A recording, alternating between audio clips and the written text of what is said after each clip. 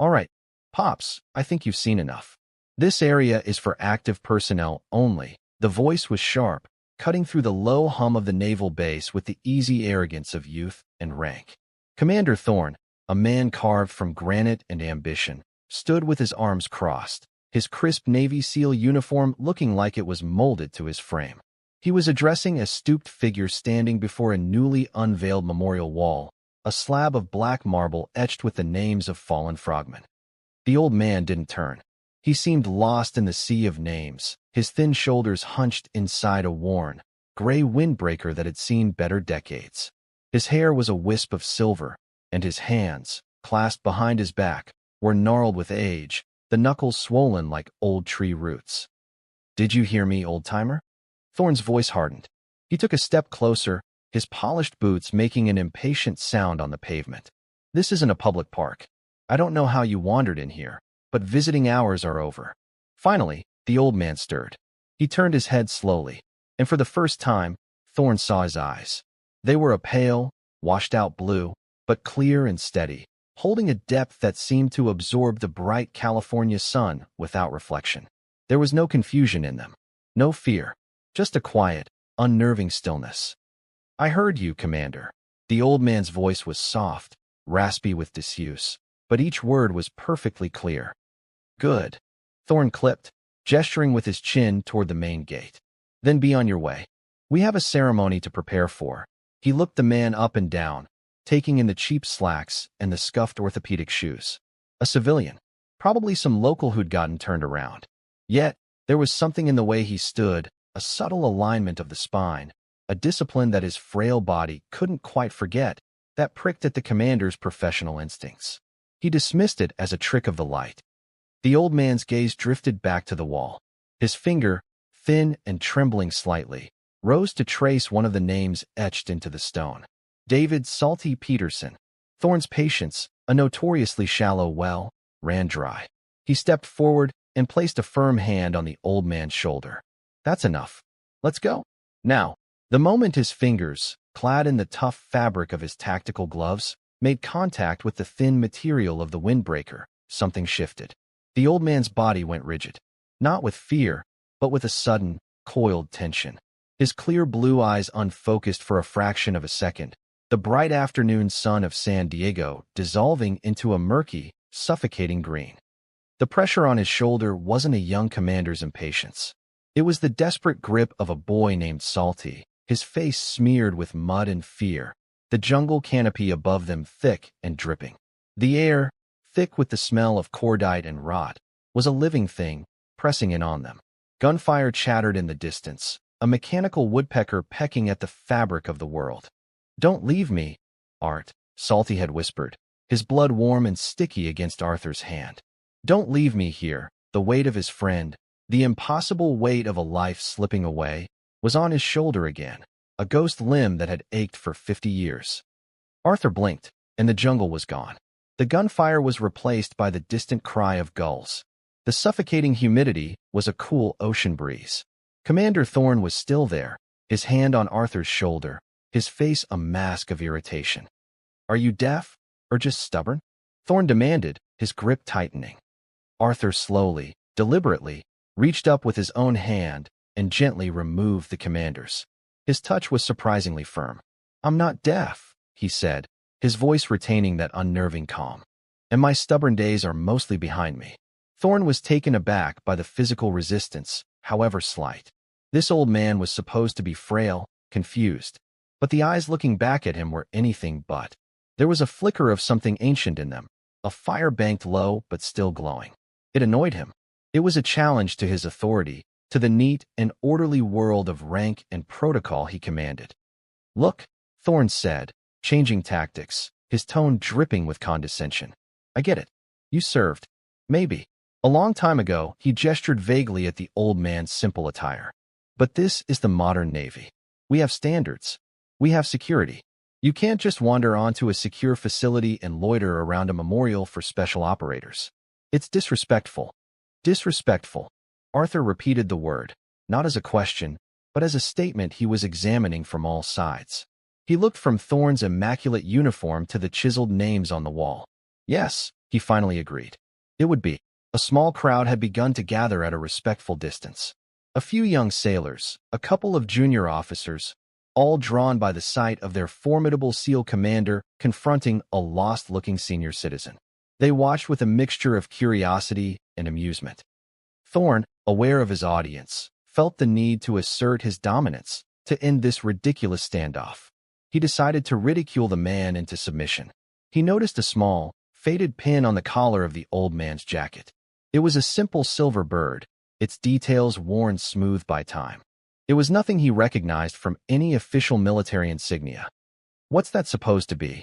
Thorn scoffed, pointing at the pin. "Did you get that out of a cereal box? Let me guess, you were a cook on a supply ship back in the day. Think that gives you the right to crash our memorial?" The insult, sharp and public, hung in the air. The young sailor snickered. Arthur's gaze dropped to the pin, and his hand went to it, his thumb stroking the worn metal as if it were a living thing. "Something like that," he said softly. "It was given to me a long time ago." The quiet dignity of the response only fueled Thorn's arrogance. This was a game to him now. He would break this old man's composure. He leaned in, lowering his voice into a conspiratorial, mocking tone. "Come on, then. If you were such a warrior, you must have had a call sign, right? All the real operators have 1 inch," he grinned, a predator's smile. "What was yours? Bedpan Commando? Popsicle Pete?" The small crowd chuckled. The humiliation was complete. The old man stood there, a relic being mocked by the very thing he had helped create. Arthur looked up from his pen, his pale blue eyes meeting Thorn's dark, confident gaze. He seemed to draw a breath that started somewhere deep in the earth and traveled up through the soles of his worn shoes. The air around them grew still. Even the gulls seemed to fall silent. He held the commander's gaze for a long, silent moment. The world seemed to narrow to the space between them. Then he spoke. His voice was no louder than a whisper, but it carried across the plaza with the weight of a cannonball. "Silver Sky." The two words were simple, plain. They meant nothing to Thorn, who let out a short, derisive laugh. "Silver Sky? What's that? The name of your retirement village's shuffleboard team?" But his laughter died in his throat. From the edge of the plaza, a figure had frozen mid-stride. Admiral Hayes, a 4-star officer whose presence commanded instant, unwavering respect, had been on his way to the podium to begin the ceremony. He was a man known for his unshakable composure, a leader who had navigated carrier groups through hostile waters and advised presidents. But now, he was stock still, his face drained of all color. His eyes were wide, locked on the unassuming old man in the gray windbreaker. The admiral's aide, a young lieutenant, leaned in. "Sir, is everything all right?" Hayes didn't answer. He moved, not with his usual measured stride, but with a speed and urgency that shocked everyone present. He brushed past junior officers and startled sailors, his gaze never leaving the old man. The crowd parted before him like the Red Sea. Commander Thorn, seeing the admiral approaching, snapped to attention, a confused but reflexive action. "Admiral, sir, I was just handling a civilian security issue." Admiral Hayes ignored him completely. He didn't even seem to see him. He came to a halt a few feet from Arthur, his breathing heavy, his expression a mixture of awe and disbelief. For a moment, the two men just looked at each other, the highest-ranking officer on the base and the anonymous old man in the shabby jacket. "Silver Sky," the admiral said, his voice cracking with an emotion no one had ever heard from him before. It wasn't a question. It was a prayer. "It can't be. We read the reports. You were Kia. Laos. 1968 Arthur gave a small, sad smile. "The reports," he said softly, "were part of the mission." Thorn stared, his mind struggling to process what was happening. Silver Sky? Laos. He was a student of special operations history. The name tickled a remote corner of his memory, a footnote in a heavily redacted file he'd read at Fort Bragg, a ghost story the old instructors used to tell. A myth. It was the call sign of a single operator from a unit that existed before the SEALs were even officially formed, a clandestine group that ran reconnaissance and sabotage missions so deep and so secret that the government denied their very existence. They were called the Maritime Studies Group, a deliberately boring name for the most dangerous men of their time. And Silver Sky was their legend. The one they said could walk between the raindrops. A phantom who had single-handedly held off a battalion to save a downed aircrew. The man who wrote the first draft of the unconventional warfare playbook that Thorne himself had studied as gospel. And he was presumed dead. A name on a different wall, a classified one buried in the basements of Langley. Admiral Hayes took another step forward, his hand tentatively reaching out, not with authority, but with reverence. Arthur? Arthur Vance. Is it really you? It's been a long time, Bill, Arthur said, his eyes crinkling at the corners. The Admiral, this titan of the modern Navy, had been Billy back then, a fresh-faced communications tech on a forward operating base, the last voice Arthur had heard before the jungle swallowed him whole for 3 weeks. Hayes let out a choked sound, a mix between a laugh and a sob. He closed the distance and wrapped his arms around the frail old man, his 4-star uniform pressing against the cheap windbreaker. The crowd was utterly silent, their jaws hanging open. Commander Thorne stood frozen, his face a kaleidoscope of confusion, horror, and dawning, sickening realization. He had called this man Pops. He had accused him of stealing a pin from a cereal box. He had asked for his call sign as a joke. The Admiral pulled back, his hands on Arthur's shoulders, his eyes scanning the old man's face as if trying to reconcile it with the black-and-white photo in a 50-year-old file. What are you doing here, Art? Why didn't you ever? I finished my service, Arthur said simply. Came home, got a job, fixed engines, raised a family. It was a quiet life. I was good at being quiet. He glanced at the memorial wall. My grandson's name is on this wall. He was on the Extortion 17 mission. I wanted to see it, to be near him for a minute. The words struck Thorne like a physical blow. The weight of his own arrogance, his own monumental disrespect, crashed down on him. He felt hot shame creeping up his neck, burning his ears.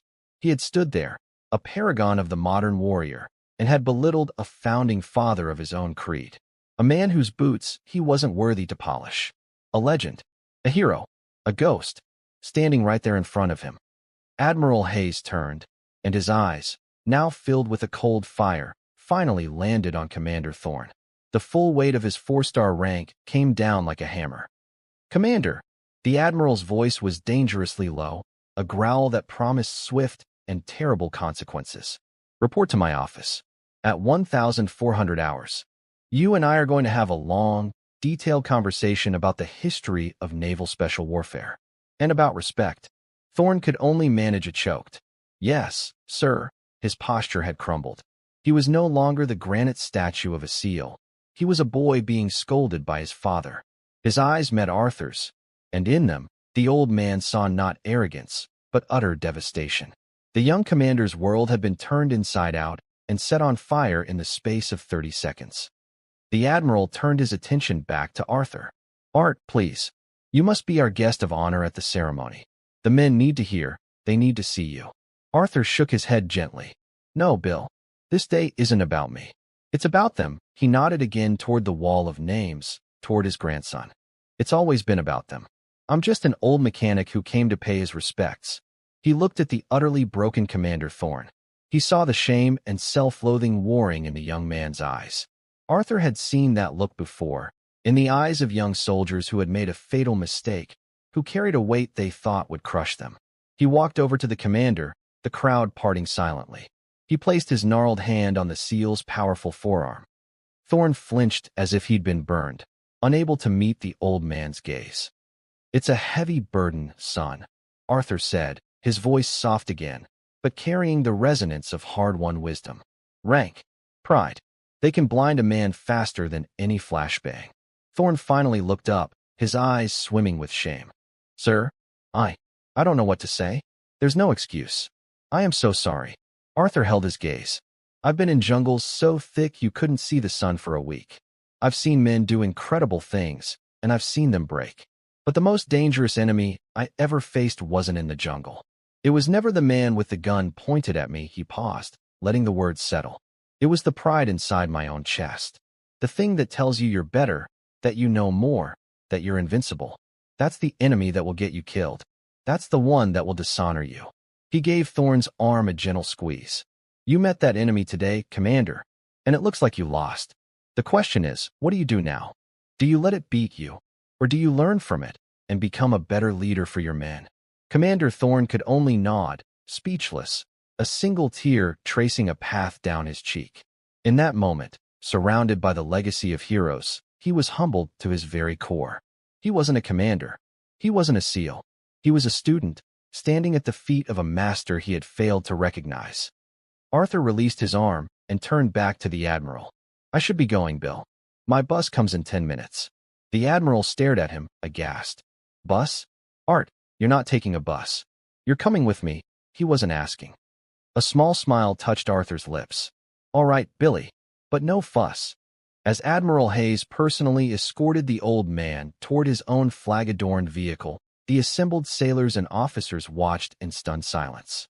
They had just witnessed a legend walk out of the pages of history. They had seen arrogance humbled and grace offered in its place. Commander Thorn remained frozen in place, a statue of shame, reevaluating every certainty he had ever held about strength, honor, and the nature of a true warrior. The name Silver Sky echoed in the sea breeze, a whisper of a forgotten war and a lesson that would never be forgotten by those who heard it that day. We live in a world that judges by the cover, by the uniform, by the title. We forget that the deepest rivers are often the quietest, and that true strength doesn't need to announce itself. The greatest heroes are not always the ones on the stage. Sometimes, they are the ones standing quietly in the crowd, their stories hidden behind wrinkled eyes and worn-out jackets. They walk among us every day, carrying the weight of a history we can only imagine. The next time you see an old man or woman, remember Arthur. Remember that you may be standing in the presence of a legend. Treat them with the respect they have earned, a respect that has nothing to do with what they look like now, and everything to do with the battles they have already won. Thank you for watching. If this story touched you, please consider liking, sharing, and subscribing to our channel for more stories that honor the heroes hidden among us.